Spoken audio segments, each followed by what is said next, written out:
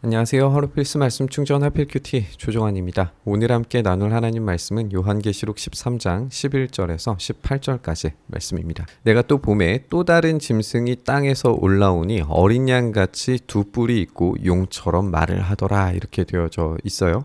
우리가 어제 살펴본 것처럼 용이 있고 한 짐승이 있습니다. 이 짐승이 했던 일은 이 국가적, 제국적 힘을 사용해서 이 폭력을 통해서 주님의 백성들을 박해하고 괴롭게 만드는 것이었어요.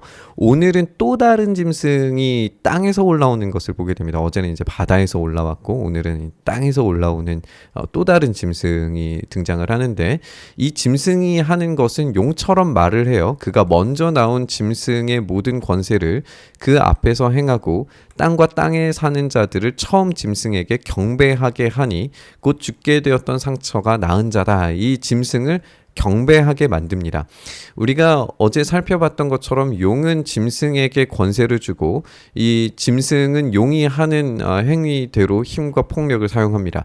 그리고 오늘 등장하는 이 짐승은 용처럼 말을 하고 그리고 이 짐승을 경배하게 만듭니다. 이 짐승이 하는 것은 우리 주님께서 죽으시고 부활하신 것에 대한 이 사악한 모방을 하는 자였다라고 우리가 함께 나눴어요. 그래서 지금 역할 자체가 이 용과 짐승의 이 관계들 자체가 이 삼위일체에 대한 아주 사악한 모방이다라고 어제 함께 나눴었어요. 그래서 이 짐승은, 첫 번째 짐승은 예수님에 대한 모방이라면, 지금 이 오늘 읽는 본문에서 두 번째 짐승은 이 성령님에 대한 모방처럼 보여집니다. 그래서 이 성령께서 하시는 일이 예수 그리스도를 증언하시고 예수 그리스도의 이 참된 복음의 비밀을 밝히 우리 가운데 보여주시는 일들을 하시는 거죠. 그것이 하나님의 계획이었다라고 하는 점에 대해서 보여주는 것이 성령께서 하시는 역할인데, 오늘 이 장면에서는 용이 하는 것처럼 말을 하고 이 짐승이 결국에는 이 죽었다가 다시 상처가 나은 이 짐승에 대해서 증언하는 것으로 역할을 하는 거죠. 그래서 이 거룩한 삼위일체에 대한 아주 악랄한 이 사악한 모방을 이루는 것을 우리가 보게 됩니다. 결국에는 우리가 이 주의 깊게 우리 주님을 온전히 선택하지 않으면 이 모방된 신앙을 갖기가 얼마나 쉬운가에 대해서 생각을 해보게 됩니다. 우리가 어제도 잠깐 나누었지만 이 국가적인 힘과 폭력들, 그리고 이 제국주의적인 힘에 빨려 들어가는 것은 굉장히 쉽습니다.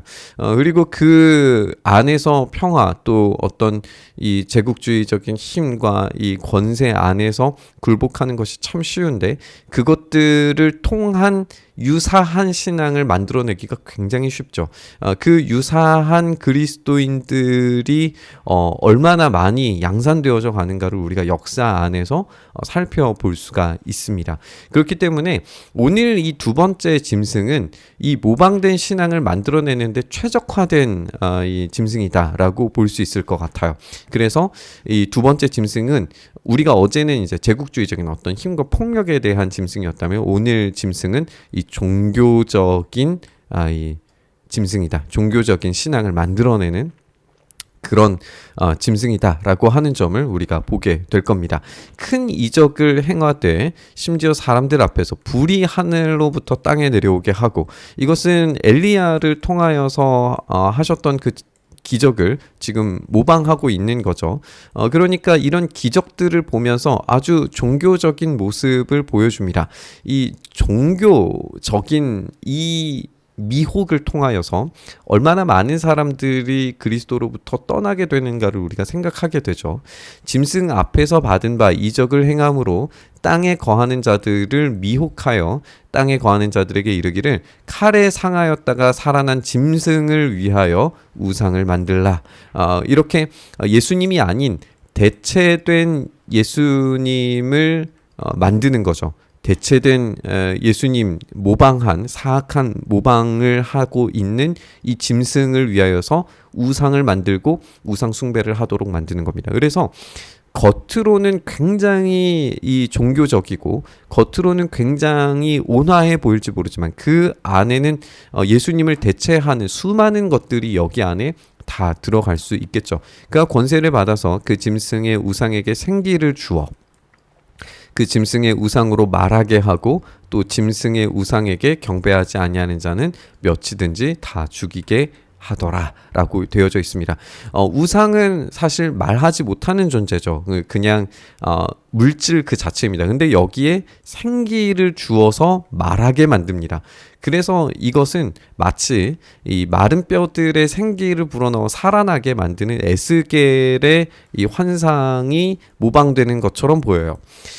그러니까 엘리야도 모방되죠. 그리고 에스겔의 환상도 지금 모방되고 있죠. 이 모방을 통하여서 아주 유사한 그리스도를 만들어내는 장면을 우리가 보게 됩니다. 그런데 이 짐승과 우상의 정체를 파악하고 그 우상에게 경배하지 아니하는 자는 몇이든지 다 죽게 만드는 일들을 하게 되는 거예요. 우리는 끊임없이 그래서 예수 그리스도와 유사한 것들을 선택하는 것이 아니라 오직 예수님만 선택해야 됩니다. 그런데 이 예수님만 선택하는 것에는 필연적으로 박해가 따라온다라고 하는 것을 우리가 다시 한번 확인할 수 있습니다.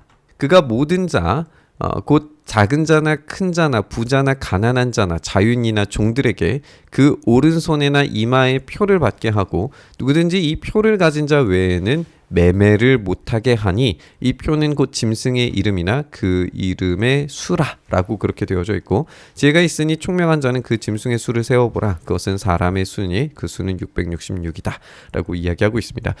여기에서 이제 몇 가지 장면을 좀 더 생각을 해봐야 할 것 같은데 이 표라고 하는 것도 우리가 이전 본문에서 인침받은 하나님의 백성에 대한 유사한 모방이죠.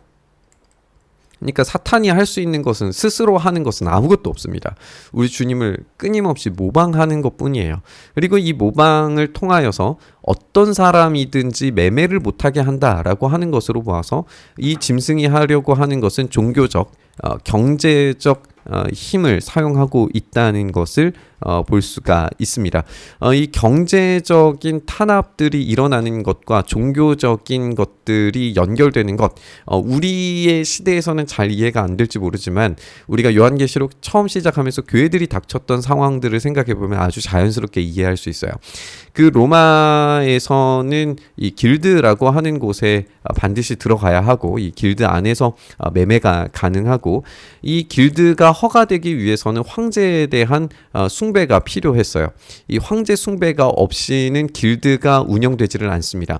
황제 숭배 플러스 이제 우상 숭배가 항상 결합이 되어져 있어요. 왜냐하면 당시에 만신을 섬기는 로마의 풍토 안에서 이 길드의 상업적 활동을 하는 것과 그것을 보호해주는 각각의 길드의 신들이 존재했거든요. 그러니까 황제 숭배와 그리고 우상 숭배가 결합되어져 있는 것이 길드였습니다. 길드에 들어가지 않으면 살아남기가 힘들어요. 경제적인 폭력이 가해지게 되는 거죠. 오늘 여기에서도 이 표를 가진 자 외에는 매매를 하지 못하게 했다라고 하는 것이 이제 길드를 표현하는 것이고 이 짐승의 수다라고 하는 것도 결국에는 이 동전 안에 있는 황제의 이 모습 이라고 우리가 볼 수 있습니다. 그렇다면 우리는 자연스럽게 이 경제와 종교의 힘을 갖는 우상 숭배에 대해서 생각을 할 수 있죠. 그리고 이것이 지금 우리 시대에도 얼마나 강력하게 영향력을 미치고 있는가를 생각해 볼 수 있습니다. 우리는 얼마나 많은 유사 종교들을 피해야 하는지 생각하게 만들어요. 어제 본문에서는 국가적인 제국적인 힘을 피하는 데 있어서 유사 그리스도인들을 피해야 된다는 점을 우리가 살펴봤다면 오늘은 매우 종교적인 그러나 예수님을 따라가지 않는 자들에 대한 경고 그리고 이 경제권을 잡고 매우 어렵게 만드는 이 유사 종교들을 피해야 된다라고 하는 것에 우리가 이 본문을 읽어볼 수가 있습니다. 여기에서 이제 우리가 많은 사람들이 어떤 표를 몸에 새기는 어떤 그런 모습을 통해서 뭐 바코드든지 아니면은 베리칩이든지 뭐 다양한 이야기들을 꺼내지만 우리가 함께 살펴본 것처럼 이것은 지금 모방일 뿐이란 말이에요. 만약에 이게 실제적으로 몸에 표현되어야 하는 거라면 우리 또한 인침받은 백성으로서의 표식이 우리의 몸 안에 보여져야 돼요. 한마디로 말하면 이 표라고 하는 것이 가시적인 것은 분명히 아닙니다. 가시적인 건 아니에요. 비가시적인 거예요. 우리의 인침받은 것이 비가시적인 것이고 우리의 마음의 영혼에 인쳐진 것과 마찬가지로 이 표도 마찬가지입니다. 왜냐하면 이 길드 매매를 가능하게 하는 것이 황제 신앙, 우상 숭배와 연결되어져 있기 때문에 그래요. 그 배경을 안다면 우리가 이제 거짓말에서 피할 수 있습니다. 결국에는 바코드나 베리칩이나 그 다른 무엇들도 유사 종교, 유사 경제적 장치들을 바꾸어서 호도하여서 미혹하는 것이다 라고 하는 것을 우리가 깊이 생각을 해봐야 합니다. 우리가 함께 살펴본 것처럼 이 유사 종교들이 이 시대 안에 얼마나 많이 넘쳐나는가. 아니 이전부터 주님께서 오신 그 이후로부터 정말 삶의 대안을 주겠다라고 말하는 수만 가지의 종교들이 우리 안에 얼마나 많이 넘쳐나는가 생각을 해보게 됩니다. 칼빈이 이야기했던 것처럼 우리 인간은 우상의 공장처럼 작동합니다. 그래서 우리는 끊임없이 우상을 만들어내는 존재들입니다. 그 우상을 만들어내는 존재이기 때문에 우상을 섬기고 사랑할 수밖에 없고 이런 제국적 권력과 그리고 경제적인 권력 그리고 종교적인 어떤 폭력들을 사용해서 주님으로부터 멀리 떨어뜨려 놓으려고 하는 많은 끊임없는 미혹들이 벌어지고 있습니다. 그 안에서 우리는 오직 예수 그리스도를 선택하는 그 선택의 자리에 놓여져 있어야 되는 줄 믿습니다.